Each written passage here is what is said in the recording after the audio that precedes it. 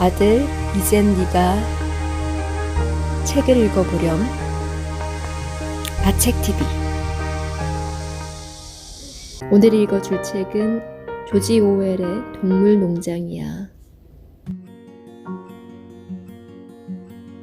1장 메이저 영감의 연설. 존스 씨는 매너 농장의 주인이다. 몹시 술에 취했던 존스 씨는 그날 밤에 잊은 것이 하나 있었다. 잠들기 전에 닭장 문은 잠갔지만 그만 작은 구멍을 막는 것을 잊고 말았던 것이다. 그는 손전등을 이리저리 흔들면서 비틀비틀 마당을 가로질러 갔다. 자기 집 뒷문에서 장화를 벗어던진 존스 씨는 부엌에 있는 맥주통에서 마지막으로 맥주 한 잔을 따라 마시고 침실로 올라갔다. 침실에서는 그의 부인이 이미 잠에 골아떨어져서 코를 골고 있었다. 농장의 가축우리에서 한꺼번에 부스럭거리는 소리, 날개를 파닥이는 소리로 소란스러워진 것은 존스 씨의 방에 불이 꺼진 바로 뒤였다. 그날 낮부터 동물들 사이에서는 소문이 돌고 있었다. 메이저 영감이 이상한 꿈을 꾸었다고 하더군. 그 꿈 이야기를 오늘 밤에 해주겠대. 존스가 잠든 후에 헛간으로 모이면 된대. 동물들은 늙은 수태지 메이저 영감이 무슨 이야기를 들려줄지 무척이나 궁금했다. 메이저는 윌링던의 미남이라는 이름으로 동물 품평회에 나가서 상을 받았었다. 하지만 이 농장의 동물들 사이에서는 늘 메이저 영감으로 불렸다. 동물들은 존경받는 메이저 영감의 이야기를 듣기 위해 잠자는 시간 1시간쯤은 기꺼이 양보하기로 했다. 헛간의 한쪽 끝에는 조금 올라간 단상같이 만들어진 곳이 있는데 메이저 영감은 그곳에 집단을 깔고 떡하니 자리를 잡고 있었다. 그의 머리 위에서는 기둥에 매달린 전등이 빛나고 있었다. 올해 12살이 된 메이저 영감은 살집이 넉넉하고 당당해 보였다. 게다가 한 번도 송곳니를 자른 적이 없는데도 꽤 지혜롭고 자비로운 모습이었다.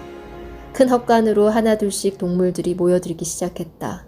먼저 3마리 개, 블루벨, 제시, 핀처가 도착했다. 이어서 돼지들이 들어와 단상 앞에 집단 위에 자리를 잡았다. 암탉들은 창턱에, 비둘기들은 석가래에 올라앉았다.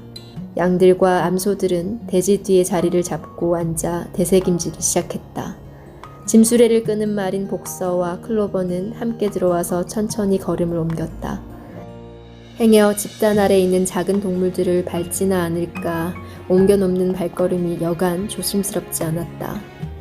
얼마 전에 넷째 망아지를 낳은 암말 클로버는 몹시 피곤해 보였다. 복서는 훤칠하게 큰 키에 보통 말 2마리를 더한 것만큼 힘이 장사였다. 코 밑에 있는 흰 줄 때문에 좀 멍청해 보였는데 실제로도 머리가 그리 영리한 편은 아니었다. 하지만 뚝심 있는 성품과 일할 때의 놀라운 힘 때문에 많은 동물들이 그를 존경했다. 말들의 뒤를 이어 들어온 동물은 흰 염소 뮤리엘과 당나귀 벤저민이었다. 벤저민은 농장의 동물들 중 가장 나이가 많고 성질도 까다로웠다. 웬만한 일에는 나서서 말하는 법이 없었고 여간에서는 웃지도 않았다.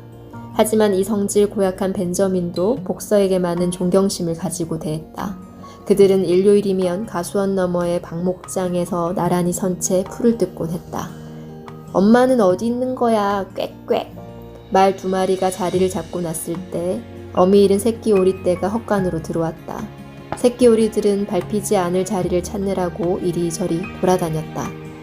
클로버가 커다란 앞발을 내밀어 울타리를 만들어주자 새끼 오리들은 그 안으로 들어가서 금방 잠이 들었다. 그 다음으로 들어온 것은 예쁜 암말 몰리였다. 몰리는 도무지 깊게 생각할 줄 모르는 조금은 어수룩한 암말이었다. 존스 씨의 짐을 나르는 이 하얀 말은 각설탕 한 덩어리를 씹으면서 우아한 걸음걸이로 들어왔다. 앞쪽에 자리 잡은 몰리는 흰 갈기를 펄럭이기 시작했다. 흰 갈기에 맨 빨간 리본을 동물들에게 보란듯이 자랑하고 싶었던 것이다. 마지막으로 들어온 고양이는 따뜻한 자리를 찾아 주위를 두리번거렸다. 그는 복서와 클로버 사이를 비집고 들어가 앉았다. 이제 존스 씨에게 길든 까마귀 모지스를 제외한 모든 동물들이 다 모였다. 모지스는 안채의 뒷문 쪽에 있는 횃대에서 자고 있었다. 메이저 영감은 목청을 가다듬고 입을 열었다. 동지들, 내가 어젯밤에 이상한 꿈을 꾸었다는 소문을 들었지요. 하지만 그 꿈 이야기는 조금 뒤에 하기로 하고 먼저 다른 이야기를 좀 하려고 합니다.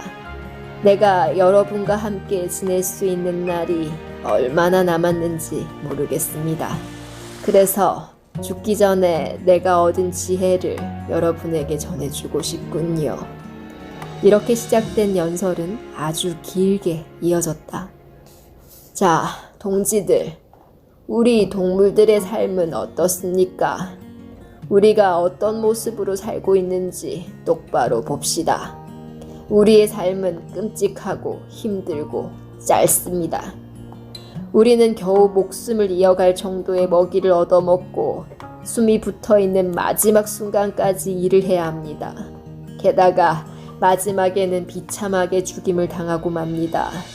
영국의 동물들은 태어나서 1년이 지난 뒤에는 행복이니 여유니 하는 말을 모르고 삽니다. 자유도 없습니다. 노예와 같은 삶. 이것이 우리의 솔직한 현실입니다. 메이저 영감을 쳐다보는 동물들은 어리둥절한 표정을 짓기도 했지만 무언가 자신들을 위한 이야기라는 걸 알아차렸다. 하지만 과연 이렇게 살아야만 할까요?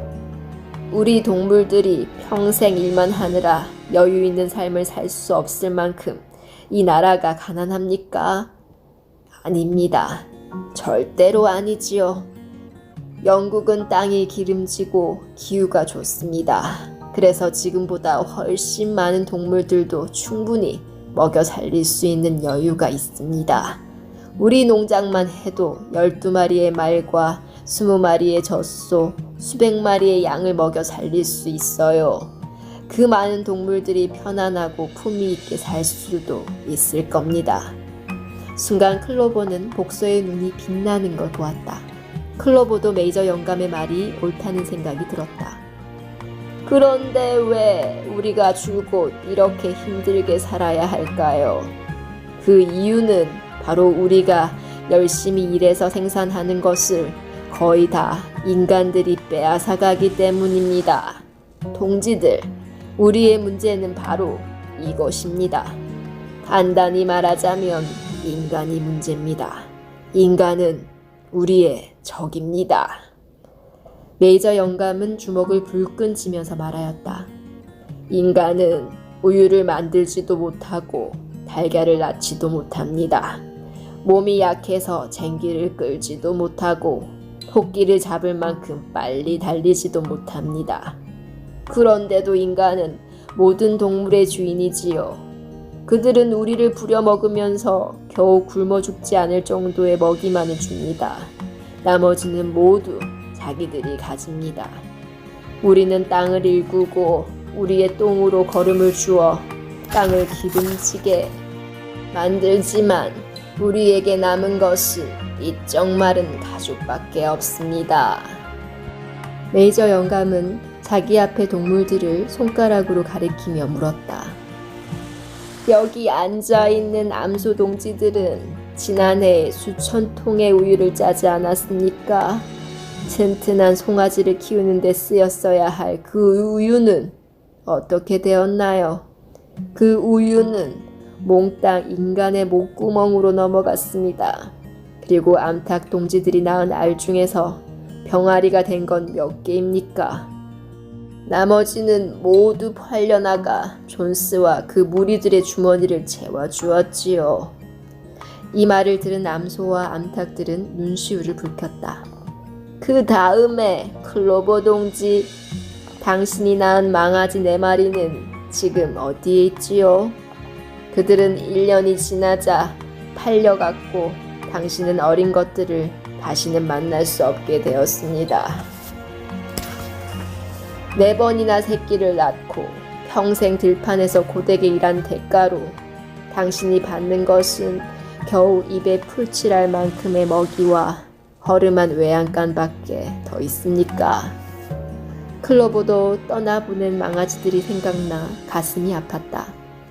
게다가 동물들은 타고난 자기의 목숨대로 살지도 못합니다. 사실 내 경우에는 운이 좋았기 때문에 불평할 처지가 아니죠. 나는 12년이나 살았고 400여 마리의 자식을 두었습니다. 이만하면 괜찮은 삶이었다고 할 수 있죠. 하지만 모든 가축들은 마지막에 고깃감이 되어 죽임을 당하고 맙니다. 이 앞에 있는 젊은 돼지들은 아마도 1년 안에 도살장으로 끌려가 울부짖으며 짧은 생을 마치게 될 것입니다. 젖소, 돼지, 닭, 양 할 것 없이 우리 동물들은 누구나 그런 끔찍한 마지막을 맞게 되어 있어요. 메이저 영감의 이 말은 인간에게 고기를 먹게 하기 위해 몸을 바쳐야 하는 동물들의 목덜미를 움찔하게 만들었다. 복서, 당신의 대단한 근육에 힘이 빠지면 존스는 당장 당신을 도축업자에게 팔아넘겨 여우 사냥개의 먹이로 만들 테지요.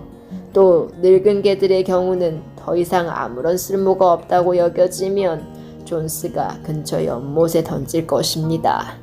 동지들, 우리들의 모든 불행은 인간들 때문에 시작된 것입니다.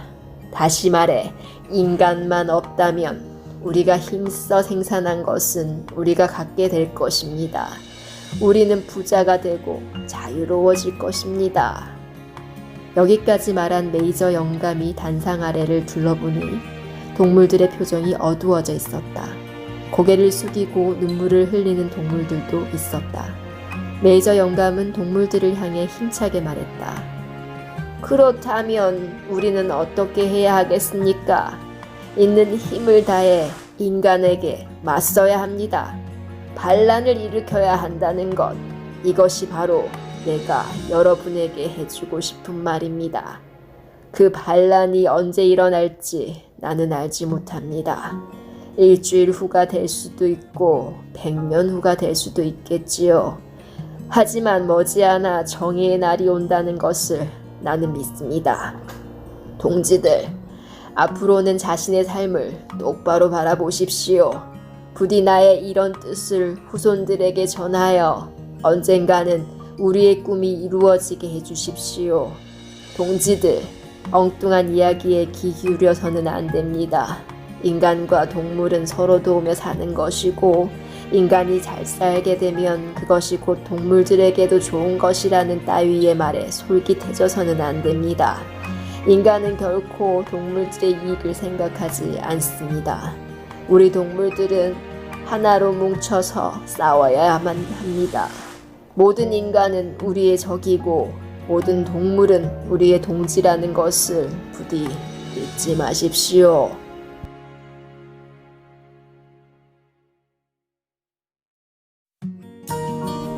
아들, 재밌었니?